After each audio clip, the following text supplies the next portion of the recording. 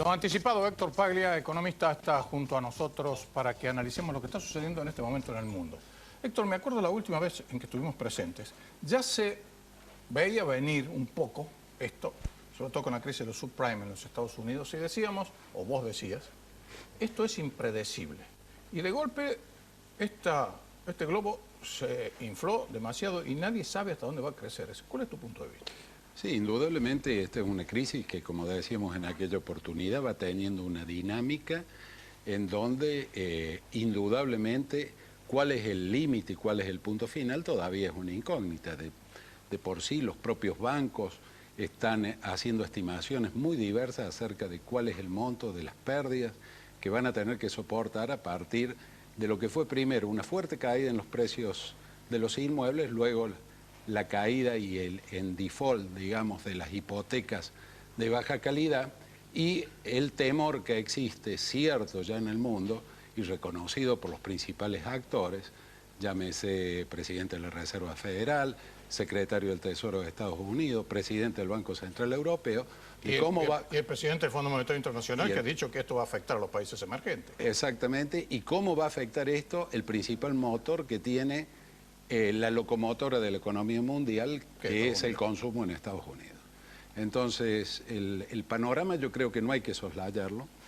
Nosotros venimos sosteniendo desde julio del año pasado que Argentina debería aprovechar esta crisis como una oportunidad, no recostándose sobre la tranquilidad que altos precios de los commodities la van a seguir salvando.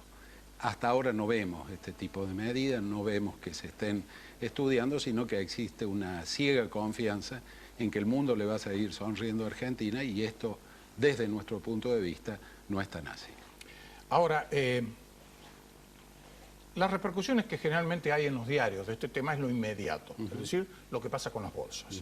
Pero eso es para los entendidos y allí siempre hay grandes maniobras especulativas. Sale un multimillonario diciendo que hay que apostar y comienza a comprar acciones y la bolsa sube, pero sube un día.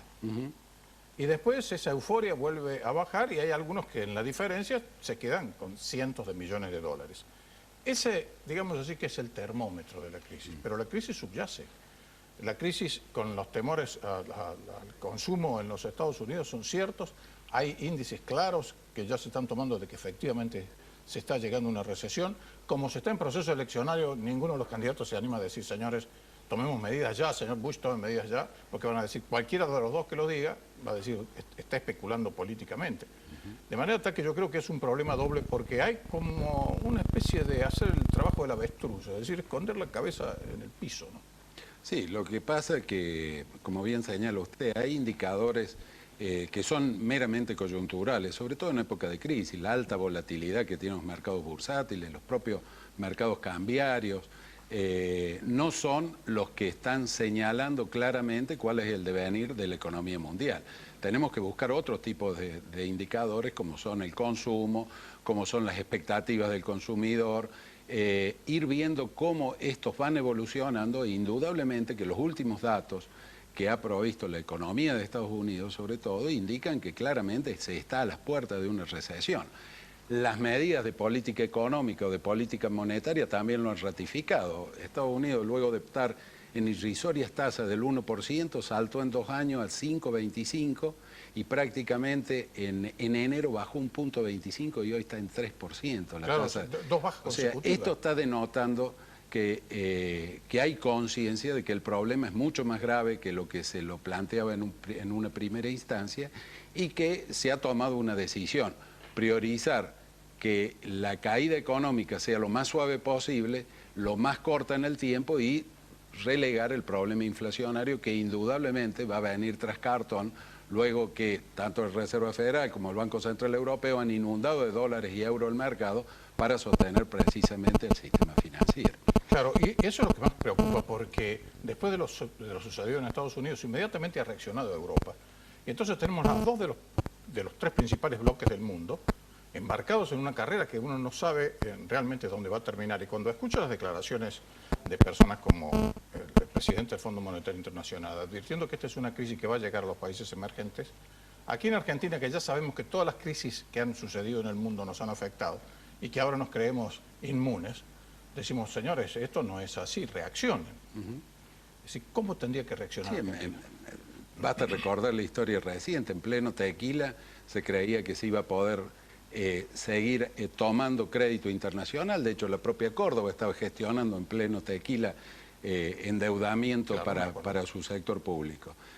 Yo creo que acá los actores de la economía nacional y fundamentalmente la conducción económica del país, que ya sabemos todos por dónde pasa realmente, debería... ¿Existe Martín Lustó? Porque se lo escucha. No, daría la impresión que prácticamente es el notario de la actividad económica, o sea, refrenda un poco las decisiones que se toman en un nivel muy superior. Pero más allá de esa situación circunstancial, que es una decisión política de perfiles que ha tomado el gobierno no puede seguir creyendo que ocultando realidades y aferrándose a ciertos parámetros que son benéficos todavía en el exterior, va a poder superar esta crisis sin ningún costo. De hecho, estamos viendo niveles inflacionarios desbordados, un 2008 que parados hoy se proyecta a una tasa de inflación del orden del 30%, una gran puja salarial en los distintos sectores, y el gobierno con un alto nivel de recaudación, fruto precisamente de los altos precios internacionales de los commodities, pero que pueden verse resentidos si Estados Unidos y Europa empiezan a demandar menos y por lo tanto China, que es el gran demandante de estos productos, empieza a tener que ajustar sus tasas de crecimiento que hasta el año pasado han sido espectaculares. Bueno, el panorama no es para nada alentador, pero tampoco hay que ser tremendista, creo yo. Habrá que estar con los ojos muy abiertos. Sí, yo creo que eso es lo importante, estar atento y obrar en consecuencia, o sea, no creer que las cosas se van a dar por sí solas. Hay que hacer que las cosas sucedan frente a estas situaciones y aprovechar, como decía recién, situaciones de crisis como oportunidades y no dejarlas pasar, porque estos trenes pasan una vez en la historia o una vez en década y si se lo desaprovecha, indudablemente que después se pagan los costos. Gracias, Héctor, por su presencia en Córdoba al Mundo.